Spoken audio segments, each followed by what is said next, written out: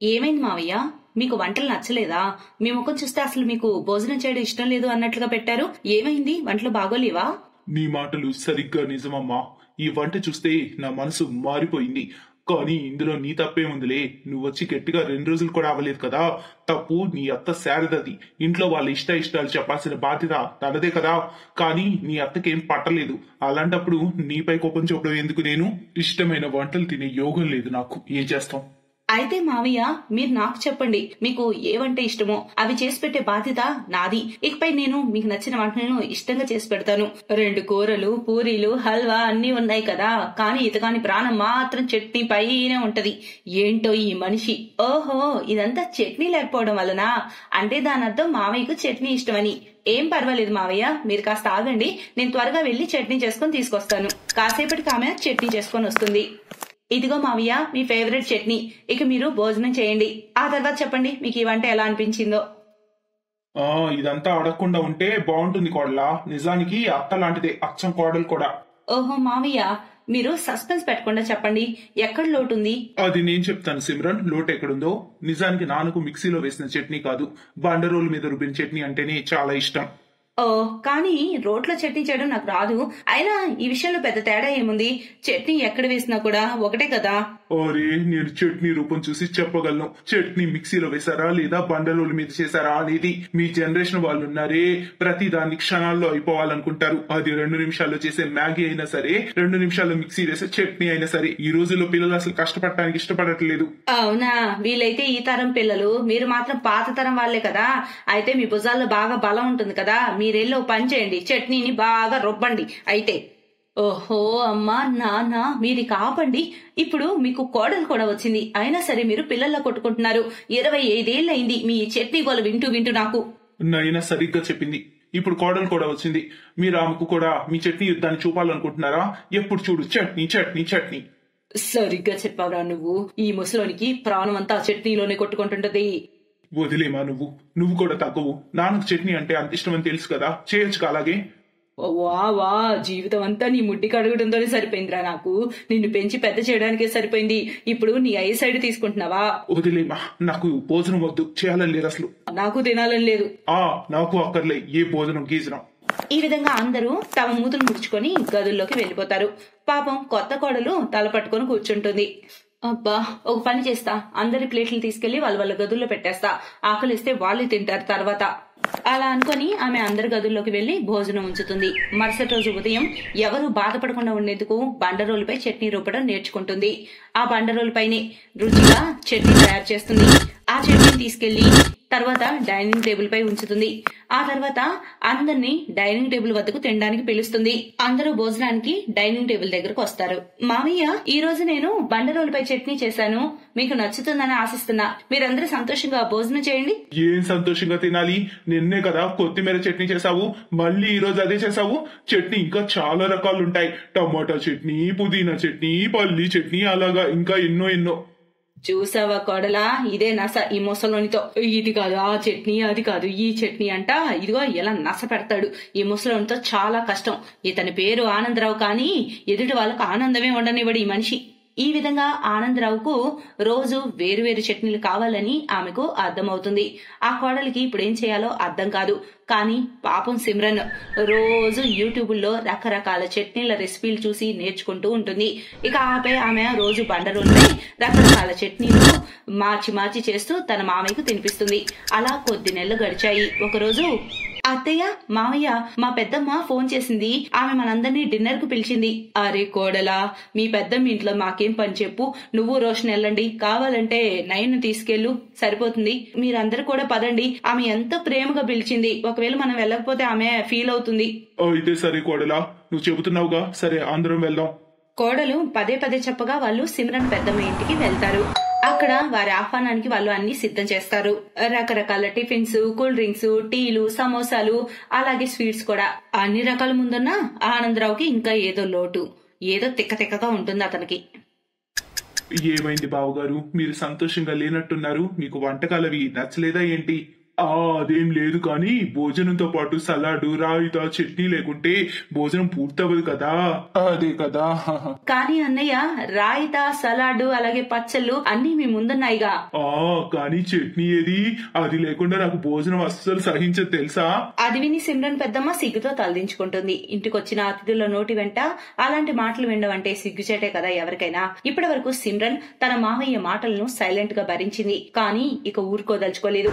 ఇంటికొచ్చి తన అత్తయ్యతో అంటుంది, అత్తయ్య ఇప్పటి వరకు మావయ్య నా వంటలను అసలు మెచ్చుకోలేదు.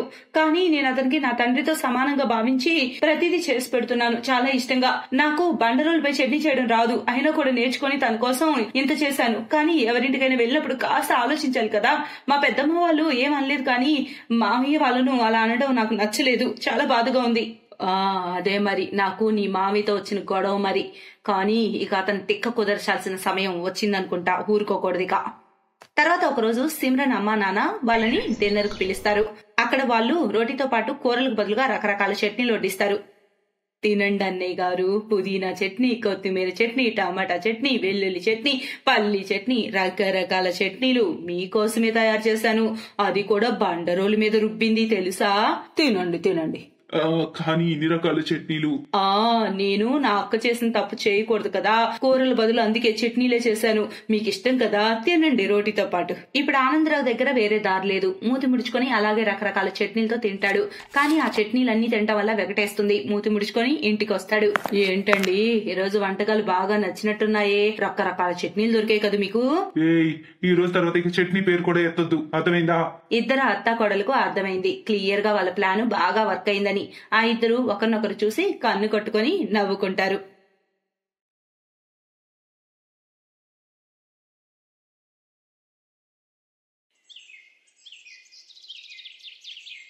రోషిని వంటగదిలో నిల్చొని తన బాయ్ ఫ్రెండ్ అర్జున్తో వీడియో కాల్లో మాట్లాడుతుంది. అప్పుడే అక్కడకు తన తల్లి ఊర్మిళ వస్తుంది. ఓరి దేవుడా, ఈ పిల్ల కూరంతా మళ్లీ మాడగొట్టింది. నేను తనని గ్యాస్ ఆపమని పంపితే కానీ ఇదేమో వీడియో కాల్లో ముచ్చట్లు మొదలుపెట్టింది. సారీ నేను ధ్యాస పెట్టలేదు, నేను మర్చిపోయాను. ధ్యాస ఏం పెడతావు, నీ ధ్యాస అంతా సుమిత్ర కొడుకు అర్జున్ పై ఉంది. అరే 24 ఏళ్ళొచ్చాయి, అయినా టీ చేయడం కూడా రాదు. రేపు అత్తారింటికెళ్లి వంట ఎలా చేస్తావనేదే నా బెంగ. రోషిని తన పక్కింటి కుర్రాడు అర్జున్ ని ప్రేమిస్తుంది. ఇప్పుడు ఆమెకు పెళ్లిడొచ్చింది, కానీ ఆమెకు వంట చేయడం రాదు. ఆ విషయమై వాళ్ళమ్మ ఎప్పుడు బాధపడుతూనే ఉంటుంది. ఇక మరోవైపు అర్జున్ అయితే తన వదిన చేసిన వంటలకి ఎప్పుడు ఏదో ఒక వంక పెడుతూనే ఉంటాడు. ఏంటిది వదినా, ఈ రోజు మళ్ళీ నీళ్ల పప్పు చారు చేశారు, మొత్తం నీళ్లే. అలా అయితే మరిది గారు మీరు మీ పెళ్ళాన్ని తెచ్చుకొని పెళ్లి చేసుకుని ఆమె వచ్చి మీకోసం మంచి మంచి వంటలు చేసి పెడుతుంది. సుమన కోపంగా లోపలికి వెళ్లిపోతుంది. ఓహో అర్జున్, నువ్వు నీ నోరు అదుపులో పెట్టుకోలేవా? అరే పాపం ఆమెను అనవసరంగా అంటున్నావు. తను సరిగ్గా చెప్పింది. ఒకవేళ నీకు మంచి వంటకాలు కావాలంటే పెళ్లి చేసుకో. నేను నీకోసం అమ్మాయిని వెతకడం మొదలు పెడతా. దాని అవసరం లేదమ్మా, అమ్మాయిని నేను ఆల్రెడీ చూసేసుకున్నా. ఇక్కడే పక్కనే ఉంటుంది. మన ఊర్మిళ ఆంటీ కూతురుంది కదా రోషిని. ఓరే దేవుడా, ఆవార పిల్ల నచ్చిందా నీకు? ఎప్పుడు చూడు బయట తిరుగుతూనే ఉంటుంది, ఇంక ఇల్లు ఎప్పుడు చూసుకుంటుంది. అమ్మా నువ్వు అలా అనుకోవద్దు, ఏం కాదు. ఆమె చాలా సంస్కారవంతురాలు, మంచిది. నేను తన్నే పెళ్లి చేసుకుంటాను. తన్ను కాదంటే ఇంకా నేను ఎవరిని పెళ్లి చేసుకోను అంటూ తేల్చి చెప్పేస్తాడు అర్జున్. ఇంకేమవుతుంది, తన కొడుకు మొండితనం ముందు సుమిత్ర ఓడిపోతుంది. ఇంకా రోషినితోనే అతను పెళ్లి చేసేస్తుంది. పెళ్లి చేసుకుని రోషిని తన అత్తారింటికి వచ్చేస్తుంది. తర్వాత రోజు తన మొదటి వంటగది ఆచారంలో ఆమె హల్వా తయారు చేయాలి. కానీ తన చేయి నొప్పిగా ఉందనే సాకుతో హల్వా తన తోటి కోడలతో చేపిస్తుంది. ఈ విధంగా తన మొదటి వంటగది ఆచారమైతే తను గట్టెక్కుతుంది. కానీ లోపల రోషిని కంగారు పడుతూ ఉంటుంది. ఓరి దేవుడా, ఇంటికి సంబంధించిన మిగిలిన పనులన్నీ చేయగలను, కానీ నాకు వంట చేయమని ఎవరు చెప్పకూడదు ప్లీజ్. ఒకరోజు ఆమె తోటి కోడలు, రోషిని పద వంటగదిలోకి వెళ్లి అందరి కోసం వంట చెయ్యి. కాసేపట్లో అందరూ భోజనానికి వస్తారు. అప్పటి వరకు నేను వేరే పని చేస్తాను. ఏదైనా అవసరం ఉంటే నాకు చెప్పు, సరేనా? పోనీలే, ఈ వంకతో నాకు ఇవాళ సెలవు దొరుకుతుంది వంటగది నుంచి కాసేపు. అది చెప్పి రోషిని తోడికోడలు అక్కడి నుంచి వెళ్లిపోతుంది. రోషిని వంటగదిలోకి వెళ్తుంది. ఆమెకేమీ అర్థం కాదక్కడ. తర్వాత ఆమె కంగారుగా తన తల్లికి ఫోన్ చేస్తుంది. అమ్మా, నన్ను వంట చేయమని చెప్తున్నారు, కానీ నీకు తెలుసు కదా నాకు వంట చేయడం రాదని. అప్పుడు అందుకే చెప్పా నేర్చుకో అని, కానీ నువ్వు నా మాట ఎక్కడిన్నావు. నాకు భయం వేస్తుంది. ఇంక ఇప్పుడు నువ్వు కూడా నాకు చీవట్లు పెడుతున్నావు. సరే సరే, నీ మొసలి కన్నీళ్ళి కాపు. నేను వంట చేసుకుని కాసేపట్లో మీ ఇంటి వెనక్కి తెస్తాను. అక్కడ వంటగది కిటికీ నుంచి అందుకో, సరేనా? కాసేపటి తర్వాత ఊర్మిళ వంట చేసుకుని తీసుకెళ్తుంది. ఇక వంటగది కిటికీ నుంచి రోషనికి ఇస్తుంది. Oh thank you so much మా, you are great. I love you మా. సరే సరే వెళ్ళు, జాగ్రత్త, నేను వెళ్తున్నాను. కాసేపటి తర్వాత రోషిని అందరికీ భోజనం వడ్డిస్తుంది. అంతా టేస్టీగా ఉన్న ఆ ఫుడ్ తిని ఆమెను మెచ్చుకుంటారు. ఆమె అత్త చాలా పొగుడుతుంది.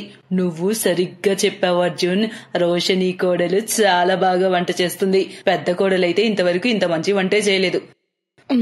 సరిపోయింది, ఏరు దాటాక తెప్ప తగిలిసినట్టు ఇప్పటి వరకు నేను వండినవిగా తిన్నారు. ఒక్కసారన్నా నన్ను పొగళ్ళ. చిన్న కోడలు రాగానే నా వంట చేదైంది. మా అయితే ఈ రోజు నుంచి వంటగదికి సంబంధించి వంటని తను రోషిని చూసుకుంటుంది. ఇక ఇంటి మిగతా పనులన్నీ సుమన చూసుకుంటుంది. నువ్వు సరిగ్గా చెప్పావు. ఇక ఇంట్లో ఇద్దరు కోడలు ఉన్నారు కదా, వారు అన్నిటినీ జాగ్రత్తగా చూసుకుంటారు. చిన్న కోడలా, నువ్వు రేపటి నుంచి వంట పని చూసుకో. ఇక పెద్ద కోడలా, నువ్వు ఇంటికి సంబంధించి మిగతా పనులు చూసుకో, సరేనా? తమ అత్తయ్య మాటలు విన్న రోషిని డీలా పడిపోతుంది. ఇక రాత్రికి తను తన గదిలో అసలు నిజమంతా తన భర్తకు చెబుతుంది. ఇక ఇదే నిజం అర్జున్, ఆ వంటంతా అమ్మ చేసి పంపుతుంది. నిజానికి నాకు వంట చేయడం అస్సలు రాదు. అత్తయ్య ఏదో వంటగది బాధ్యత అంతా నాకు అప్పగిచ్చేసింది. ఇక నాకేం అర్థం కావడం లేదు. నేను వంట అసలు ఏం చేయలేను. ఓ గాడ్ రోషిని, నువ్వు ఇంత పని చేసావు. ఒకవేళ నీకు వంట రాకుంటే నేరుగా చెప్పొచ్చు కదా. ఈ విధంగా నా పరువు ఎందుకు తీసావు? నేనేమో ఇంట్లో అందరితో నీ గురించి గొప్పలు చెప్పేశాను. ఇప్పుడు ఏం చేయాలి? ఐడియా, నేను అమ్మకి నిజమంతా చెప్పేస్తాను. ఆమె నీకు వంట చేయడం నేర్పిస్తుంది, సరేనా? అప్పుడు ఇక ప్రాబ్లం సాల్వ్. లేదు లేదు, నువ్వంతా బండారం బయట పెట్టద్దు, నాకు ఇష్టం లేదు. టెన్షన్ పడకు, నేను వంట నేర్చుకునేంత వరకు అమ్మ దగ్గర నుంచి వంట తెప్పించేస్తాను. ఇక ఇప్పుడు ఇది రోజు దినచర్య అవుతుంది. రోజు తన భర్తతో చెప్పి చాటుగా వాళ్ళ అమ్మ నుంచి భోజనం తెప్పిస్తుంది. ఎవరికి ఏమీ చెప్పకుండానే ఇక భోజనం వడ్డిస్తుంది. అందరూ తన వంటకాలు మెచ్చుకుంటూ ఉంటారు. ఇక రోషినికి టైంకి వండిన వంటలు దొరకడంతో ఆమె వంట నేర్చుకోవాలనే ప్రయత్నం కూడా చేయడం లేదు. పైగా పక్కనే పుట్టిల్లు ఉండడంతో ఎప్పుడు కావాలనిపిస్తే అప్పుడు అక్కడికి వెళ్లిపోతుంది. అలా అలా గడుస్తూ ఉంది. ఒకరోజు ఇంటికి కొందరు అతిథులు వస్తారు. అప్పుడు ఆమె తోడికోడలు తనకు చెబుతుంది, రోషిని, నేను త్వరగా బజార్కి వెళ్లి కూరగాయలు తీసుకొస్తాను. అప్పట్లోపు నువ్వు వంటలు చేసేమా? సరే అక్క. సుమన కూరగాయల కోసం బజారు వెళ్తుంది. అక్కడ రోషిని అదే పనిగా వాళ్ళ అమ్మకు కాల్ చేస్తూ ఉంటుంది. కానీ ఆరోగ్యం బాగలేక తను పడుకొని ఉంటుంది. ఆమె రోషిని ఫోన్ చూడదు. కాసేపటి తరువాత సుమన బజార్ నుంచి తిరిగి వచ్చేస్తుంది. ఏమైంది రోషిని, నువ్వు ఇంకా వంట చేయలేదు? దాంతో రోషిని చాలా కంగారు పడుతూ మాట తడబడుతూ చెప్తుంది, అది అది అది ఇంట్లో కూరగాయలు ఏమీ లేవు కదా, కాకరకాయలు తప్ప. ఇక అతిథులకు కాకరకాయలు ఏం పెడతాము? అందుకే నేను నీకోసం అదే కూరగాయల కోసం చూస్తున్నా. మీరెళ్ళండి, నేను వంట చేస్తాను. కానీ సుమనకు సందేహం వస్తుంది. ఆమె అక్కడే గుమ్మం దగ్గర నిల్చొని అంతా చూస్తూ ఉంటుంది. రోషిని అదే పనిగా ఫోన్ చేస్తూ ఉండటం ఆమె చూస్తుంది. కాసేపటి తర్వాత వాళ్ళమ్మ ఫోన్ తీస్తుంది. అరే అమ్మా, ఎక్కడికి వెళ్ళావు? ఎంతసేపటి నుంచి ఫోన్ చేస్తున్నానో తెలుసా? సరే సరే, కానీ త్వరగా ఏదైనా మంచి వంటలు చేసి పంపు. ఏంటంటే ఇక్కడికి అతిథులు వచ్చారు. అవునా, సరే, నాకు కొంచెం టైం ఇవ్వు, నేను వంట చేసుకుని వస్తాను. కానీ సుమన ఈ విషయాలన్నీ వినేస్తుంది. కాసేపటి తర్వాత రోషిని వాళ్ళమ్మ వంట చేసుకుని వచ్చి తనకు కిటికీ నుంచి అందిస్తుంది. ఓహో, ఇదా అసలు గుట్టు. చిన్న కోడలి గారు వాళ్ళ అమ్మ వంటని తన వంటగా అబద్ధం చెప్పి తినిపిస్తున్నారన్నమాట. ఇక ఇప్పుడు ఈ రహస్యం నేను బట్టబయలు చేయాలి. ఆ టైంలో అయితే సుమన ఎవరితో ఏమి చెప్పదు. కానీ తర్వాత రోజు ఆమె కావాలనే తన అత్తని వంటగదిలోకి తీసుకొస్తుంది. అత్తయ్య, మీరు చాలా బాగా రాజ్మా చేస్తారు. మీరు మాకు కూడా రెసిపీ చెప్పండి. ఈ రాత్రికి మేము రాజ్మా చేవలు చేస్తాం. అవునా, సరే, అయితే నేను చెప్తా ఉంటాను, మీరు చేస్తూ ఉండండి. ఓ నో, ఇప్పుడు వీళ్ళు ఇక్కడే నించుంటే ఇక నా పని అయిపోయినట్టే. అరే చిన్న కొడలా, ఏం ఆలోచిస్తున్నావు? పద, కానీ బియ్యం తీసేసి పొయ్యి మీద పెట్టు. రోషిని కంగారు పడుతుంది. ఆమె కుక్కర్ ప్లేస్ లో కడాయి పెడుతుంది. ఇక ఆమె కేవలం బియ్యం నీళ్లు లేకుండా అలా అందులో వేస్తుంది. అరే ఇదేంటి కోడలా, ఏదో తెలియని దానిలో వంట చేస్తున్నావు? ఇక అప్పుడు ఆమె ఏడవడం మొదలు పెడుతుంది. తన అత్తకు నిజమంతా చెప్పేస్తుంది. అత్తయ్య, నేను ఈ వంటంతా పక్కింట్లోని మా అమ్మ దగ్గర నుంచి చేపించుకొని తెప్పిస్తున్నాను. నిజానికి నాకు వంట చేయడం అస్సలు రాదు. చూసారా అత్తయ్య, మీరు తెగ పొగిడిన అమ్మగారికి సరిగ్గా గ్యాస్ వెలిగించడం కూడా రాదు. ఈమె తన పక్కిళ్లే పుట్టిల్లవడం అనే లాభాన్ని తెగ వాడుకుంది. తన తల్లితో వంట చేపించుకొని తెప్పించుకుంది. ఇక మీరేమో నన్ను అంటూ ఉండేవారు ఈమెను మెచ్చుకుంటూ. తన తోడికోడల మాటలు విని రోషిని ఏడుస్తుంటుంది. అప్పుడు వాళ్ళ అత్తయ్య సుమన్తో అంటుంది, నువ్వు నోర్ముయ్. నీ పెళ్ళైనప్పుడు మాత్రం నీకేమన్నా వంట వచ్చా? నువ్వు కూడా మెల్లమెల్లగా నీ పుట్టింటికి వెళ్ళొచ్చి నేర్చుకున్నావు. ఇక రోషిని కోడలా, ఇందులో ఏముంది ఏడవడానికి? ఈ రోజు నుంచి నేను మీ ఇద్దరికి వంట నేర్పిస్తాను. మీరు శ్రద్ధతో నేర్చుకోండి. ఇక సుమిత్ర తన ఇద్దరి కోడళ్లకు వంట చేయడం నేర్పిస్తుంది. కొద్ది రోజులకే ఇద్దరు వంట చేయడం బాగా నేర్చుకుంటారు.